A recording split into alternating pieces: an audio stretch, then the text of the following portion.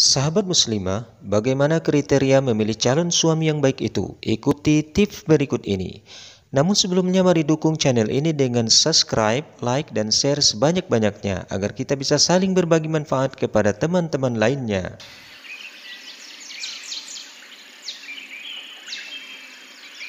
Assalamualaikum warahmatullahi wabarakatuh. Menikah adalah ibadah terlama sepanjang hidup, mendampingi pasangan dan buah hati kita. Dan seorang suami adalah pemimpin yang akan membimbing kita untuk lebih mendekatkan diri kepada Allah Subhanahu wa taala. Sahabat muslimah, memilih calon suami yang bisa menahkodai bahtera kehidupan rumah tangga yang tentram dan bahagia dan membawa kepada sebuah cinta yang kekal sampai ke surganya, yang akan dijadikan pasangan untuk mendampingi kita seumur hidup, bukanlah suatu hal yang mudah, apalagi menyangkut perasaan suka dan nyaman, termasuk hal yang pelik dalam mencarinya. Terlebih lagi kalau kriteria calon pasangan impian juga harus seorang suami yang soleh secara agama. Setiap muslimah tentu akan berharap memilih calon suami yang baik bagi dirinya. Sebab suami yang baik dan soleh akan menuntun ke jalan yang diridhoi oleh Allah Subhanahu wa taala. Tidak hanya untuk bahagia di dunia semata, melainkan untuk kehidupan abadi di akhirat nantinya. Islam telah mengatur segalanya, termasuk dalam hal memilih jodoh. Berikut adalah 8 tips memilih calon suami pendamping hidup yang sesuai dengan Al-Quran dan hadis Nabi Shallallahu Alaihi Wasallam. Yang pertama, lihatlah kebaikan agama dan akhlaknya. Seorang wanita muslimah hendaknya memilih laki-laki yang beragama Islam dan baik akhlaknya, serta taat dalam menjalankan perintah agama. Laki-laki yang taat beragama, hatinya senantiasa mengingat Allah Subhanahu wa taala. Ia selalu merasa bahwa dia selalu diawasi oleh Allah. Rasa takut kepada Allah membuatnya selalu berhati-hati dalam bertindak.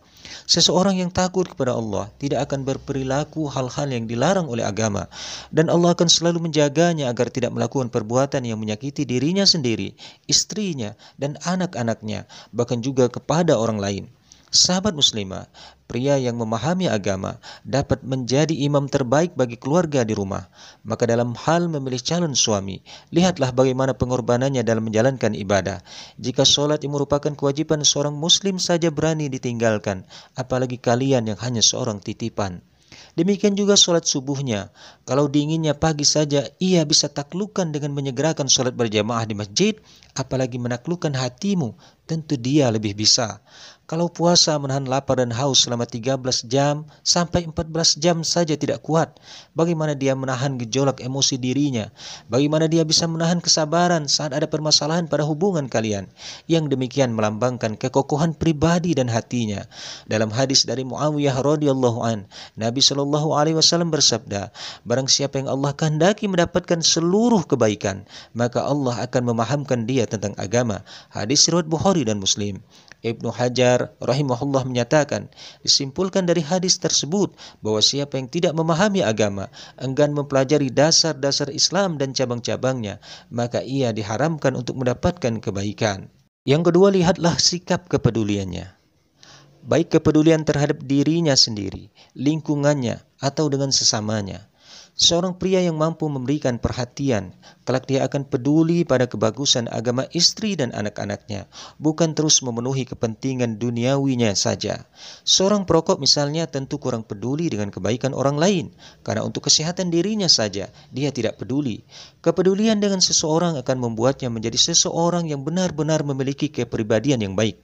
Dia akan menjadi pelita penerang bagi anggota keluarganya.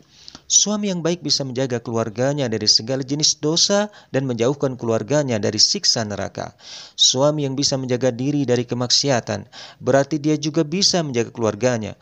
Allah Subhanahu wa taala berfirman, wahai orang-orang yang beriman, peliharalah dirimu dan keluargamu dari api neraka. Quran surah At-Tahrim ayat 6.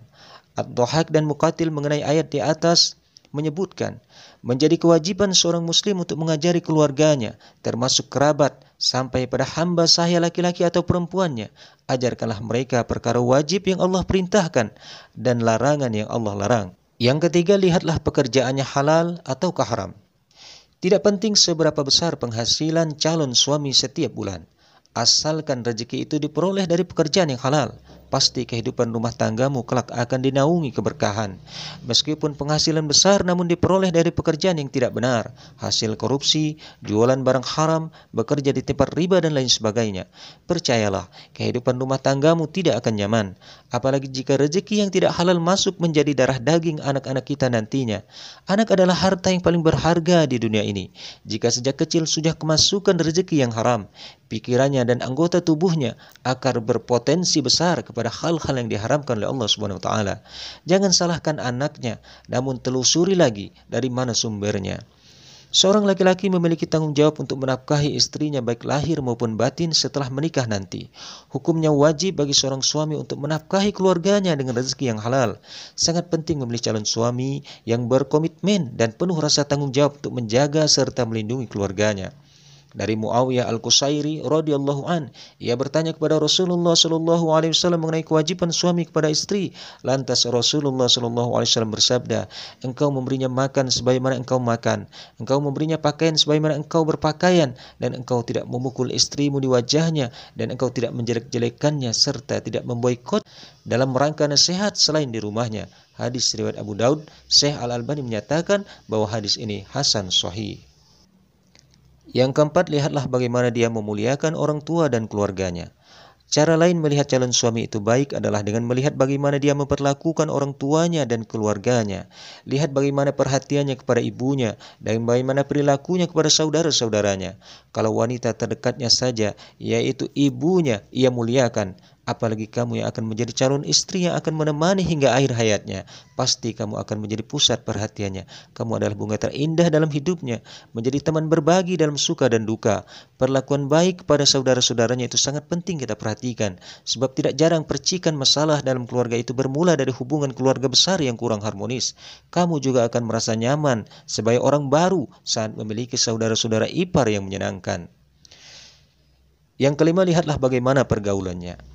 Jika ingin tahu pribadi seseorang, lihatlah dengan siapa ia berteman. Jika ia berteman dengan penjual minyak wangi, meskipun dia tidak memakai minyak wangi, setidaknya hawa dan aura di sekitarnya juga akan tercium harum. Teman sangat berpengaruh pada pribadi seseorang. Jika kebanyakan temannya adalah alim ulama dan jemaah majelis ilmu, maka cara berpikirnya juga akan terpengaruh seperti mereka. Dan jika ia berteman dengan teman yang buruk, kecil kemungkinan dia tidak ikut-ikutan seperti mereka. Jadi, lihat dulu bagaimana pergaulannya, maka engkau akan bisa menyimpulkan bagaimana pribadinya. Yang keenam, perbaiki diri sendiri sehingga pantas bersanding dengan imam yang soleh. Tak adil rasanya jika hanya terus memilih dan mengharapkan calon pasangan yang baik, sementara kita sendiri tidak baik menjadi makmumnya. Pasangan kita ibarat sebuah cerminan bagi kita. Agar mendapatkan imam yang baik, maka seharusnya kita juga perbaiki diri untuk bisa mengikuti dan menjadi makmum yang baik. Ini adalah termasuk usaha yang sangat manjur. Yang ketujuh, lihat juga berasal dari keluarga yang baik. Seorang laki-laki baik berasal dari keluarga yang baik. Keluarga baik selalu mengajarkan kepada anak-anaknya untuk berbuat baik kepada sesama. Seorang anak mendapat pelajaran akidah dan akhlak pertama kali dari keluarganya. Maka ketika memilih jodoh, perhatikan dulu bagaimana keluarga dari calon suami. Keluarga yang gemar memperbanyak ilmu agama, berdakwah dan sebagainya. Laki-laki yang memiliki semangat dalam menuntut ilmu syar'i akan selalu melindungi keluarganya dari pengaruh-pengaruh yang bertentangan dengan syariat agama. 8. Mempunyai syahwat yang sehat. Perempuan muslimah dianjurkan untuk memilih calon suami yang memiliki syahwat yang sehat. Sebab perempuan tidak bisa menambah suami lagi jika suaminya tidak mampu memberi nafkah batin. Berbeda dengan laki-laki. Laki-laki bisa menambah istri lagi apabila pihak istri tidak bisa memenuhi kebutuhan biologisnya. Selain itu, suami yang memiliki syahwat yang sehat akan membuat kehidupan keluarga menjadi harmonis dan penuh cinta. Sahabat muslimah, demikianlah 8 tip memilih calon suami menurut Islam. Sangat penting sekali mengetahui tip memilih calon suami. Banyak kasus KDRT, penyesalan, dan ketidakharmonisan rumah tangga atau broken home dikarenakan kita tidak memperhatikan kriteria yang sudah dijelaskan oleh Al-Quran maupun hadis Nabi SAW. Pada akhirnya bunga layu sebelum waktunya karena salah dalam memilih siapa perawatnya. Sahabat muslimah, sembari menanti jodoh yang baik yang akan mempersunting kita, sebaiknya juga menjaga diri. Karena wanita yang baik hanya untuk laki-laki yang baik, begitupun sebaliknya. Semoga sahabat muslimah mendapatkan jodoh calon suami yang baik, yang penuh cinta, sehingga membawa ketentraman dan kedamaian ke dalam hati. Sepanjang bahtera itu mengarungi kehidupan untuk dilabuhkan di surganya Allah Subhanahu wa taala. Insyaallah.